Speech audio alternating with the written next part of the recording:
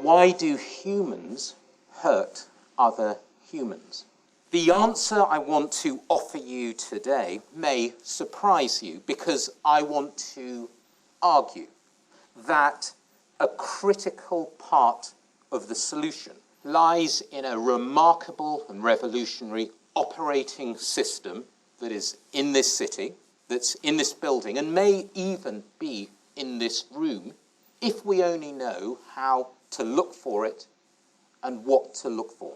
One of the constituent parts of that answer is to be found in the very heart of Africa.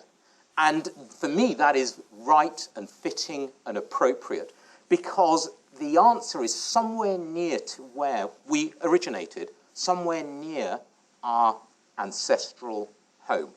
In the Central African Republic, there has been on and off raging for the last 20 years in various manifestations, bloody warfare, internecine civil warfare.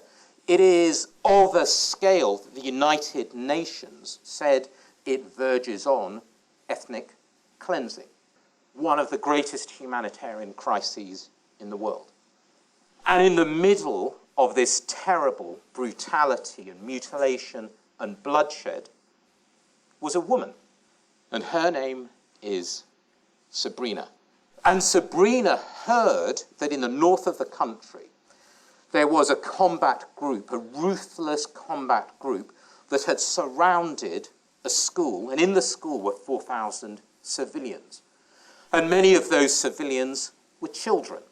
And Sabrina wanted to do something about it, because Sabrina works for an extraordinary organization called UNICEF.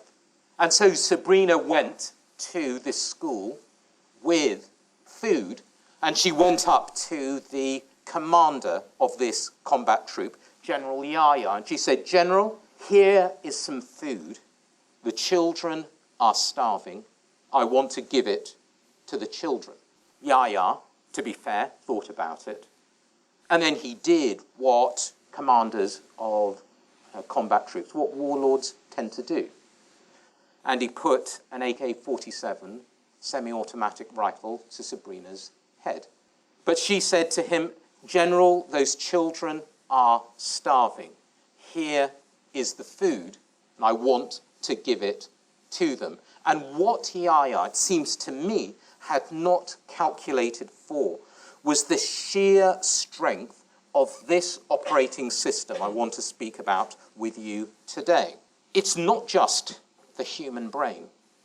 It is a number of evolutionary modules that have adapted over long stretches of evolutionary time, certain, if you like, killer applications that we all have.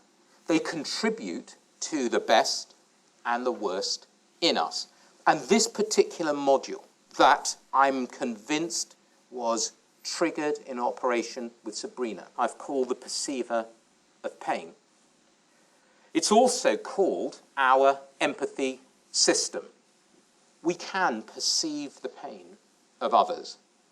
And when we do, we can have compassion, we can care about it.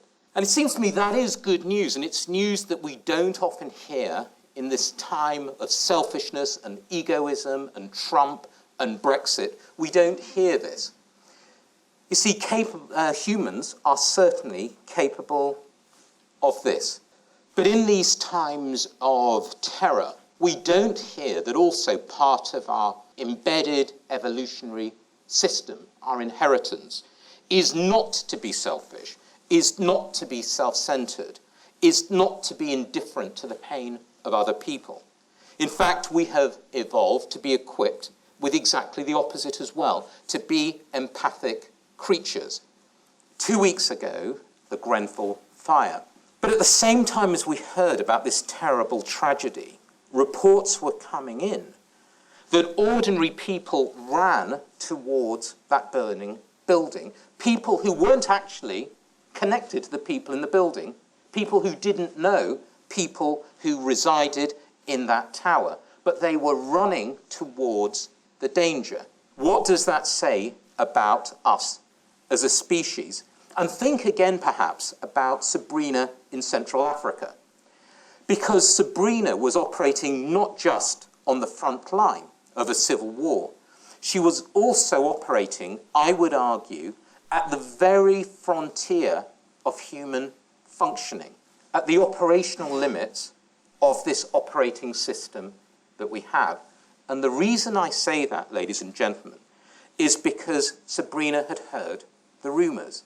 And the rumours were that Yahya and his troops had imprisoned their opponents in these metal crates in temperatures of 45 degrees centigrade and were effectively roasting them alive. Knowing that, seeing that, Sabrina still went up to him and defied him when he had an AK-47 pointed at her head. And I asked her, "Were you not scared?" And she said, "I was scared, but I saw the starving children." And it seems to me that what Sabrina Avakian, who to me is a hero, but also, and I want to emphasize this, a completely ordinary person, no different, I'm convinced, than anybody else in this room. It seems to me that what Sabrina was doing was accessing this deep evolutionary system that we've got.